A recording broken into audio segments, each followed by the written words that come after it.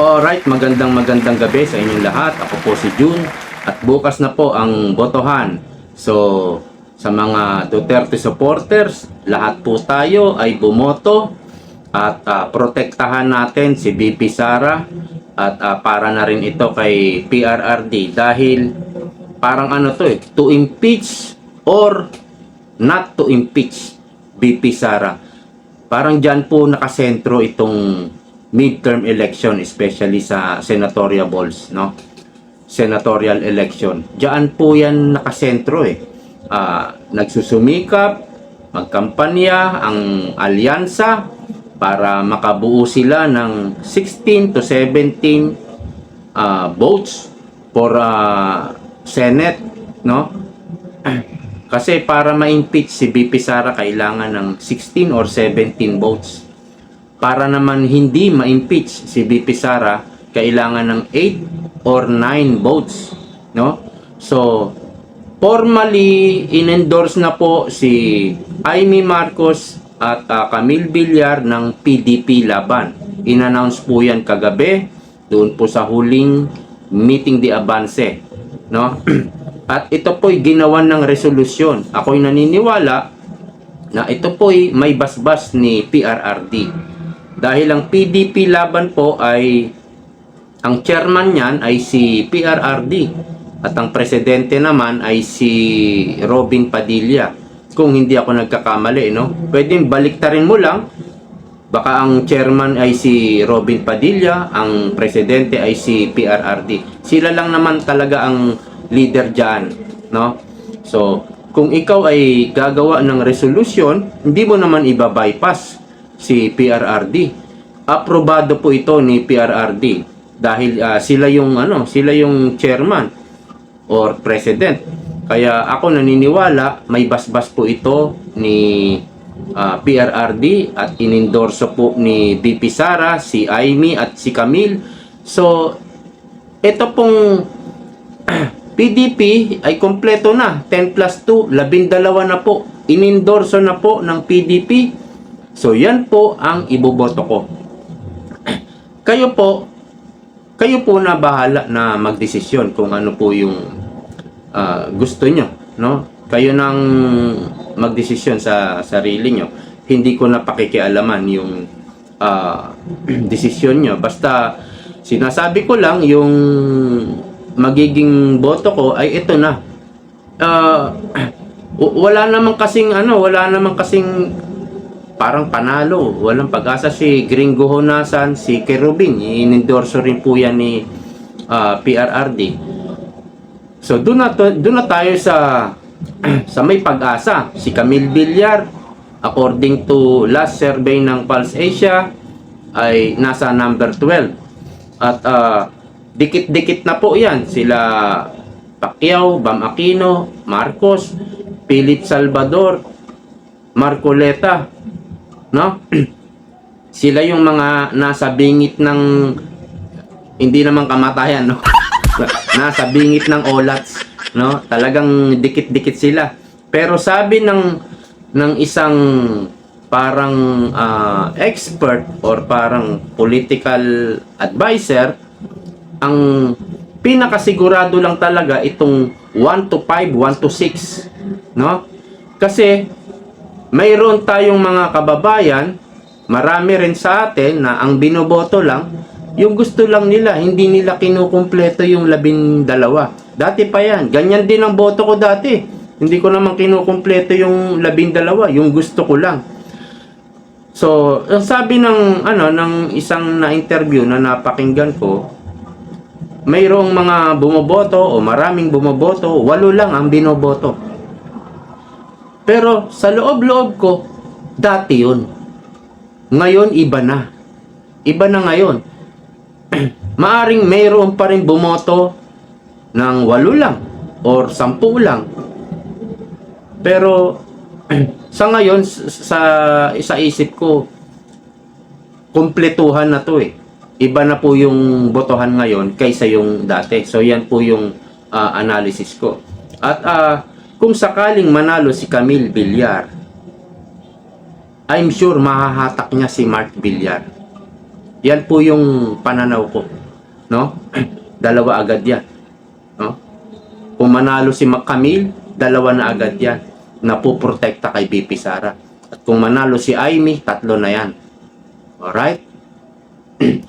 At mayroon pong statement o mensahe si Camille Villar at i-quote na lang po natin, ano?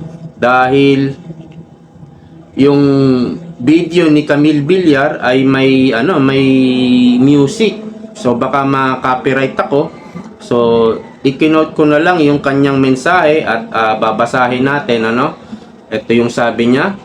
Well, I'm very grateful. Isang karangalan po sa akin at nagpapasalamat ako ng lubos na inendorso po ako at sinuportahan po ako ng ating minamahal na Vice President Sara Duterte.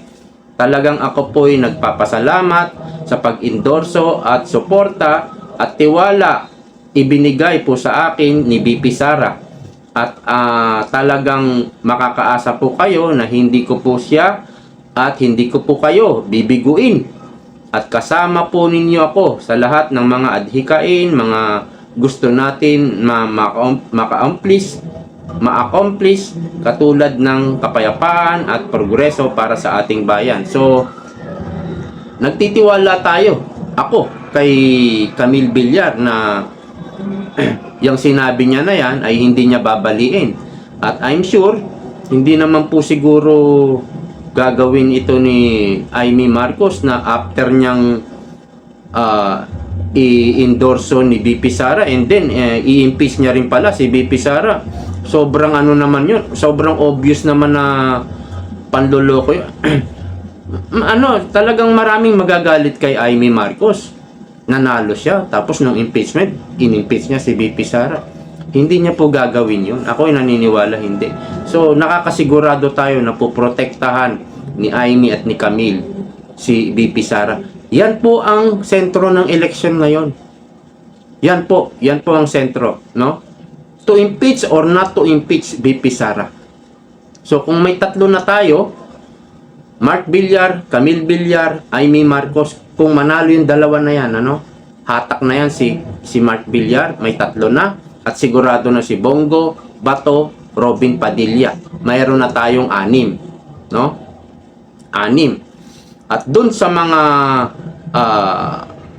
incumbent, yung hindi re-electionist, nandiyan po si Jinggoy. Ako'y naniniwala na nung nakalaya yata si Jinggoy, si Bong Revilla nga nakalaya siya 2018 sa panahon ni Pangulong Rodrigo Duterte.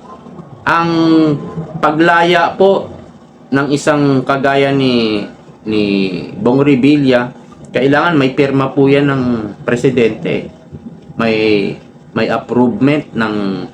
approval ng presidente. So si Bong parang baka hindi niya naman i-impeach si BP Sara, pero wala po sa listahan ko yan, hindi ko yan iboboto, no?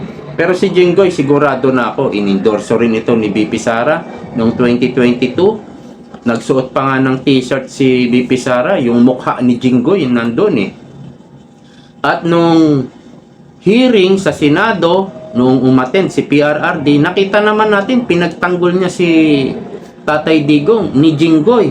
So ako naniniwala boboto si Jinggoy not to impeach BP Sara. So meron na tayong 7 na po. Ang kailangan lang natin 8 or 9, no? Idadagdag pa natin si Alan Peter Cayetano. So meron tayong 8. Maaring mahatak niya si Pia Cayetano. Kung manalo si Pia, meron tayong 9. Andyan pa po si Mig Subiri, Loren Legarda, Joel Villanueva. So yan yung mga posibleng to protect BP Sara. So kung mananalo pa si Philip Salvador and Marcoleta, maganda-gandang numero na po yan na hindi ma-impeach si BP Sara. So yan po yung ating kumbaga gagawin dahil tayo po'y sumusuporta kay VP Sara, sumusuporta tayo sa mga Duterte at sa lineup ng PDP. So, bukas, gumising tayo ng maaga at bumoto, no? So, ano pa ba? Marami akong nakikitang picture, mga ina-upload na may sobre, may pera, vote buying, pinalalabas ito ay AKAP, AX. So, yan na po ang nangyayari at ayon sa balita, itong si George Garcia na chairman ng COMELEC, sobrang niloloko lang tayo sa mga sinasabi niya, no? Meron nga raw siyang nababalita at nung nakarang araw pa raw yan, mahaba ang pila doon sa Maginhawa, sa may likod ng City Hall, pero parang wala namang ginagawa, no? Hindi ba't dapat may nabalitaan kang ganyan na namimigay ng AX, meron na ngang guidelines tungkol dyan sa ayuda, dapat nagpapunta ka na kahit hindi na ikaw ang personal na pumunta, nagpapunta ka na ng taga-COMELEC at imbestigahan yan. Pero parang wala.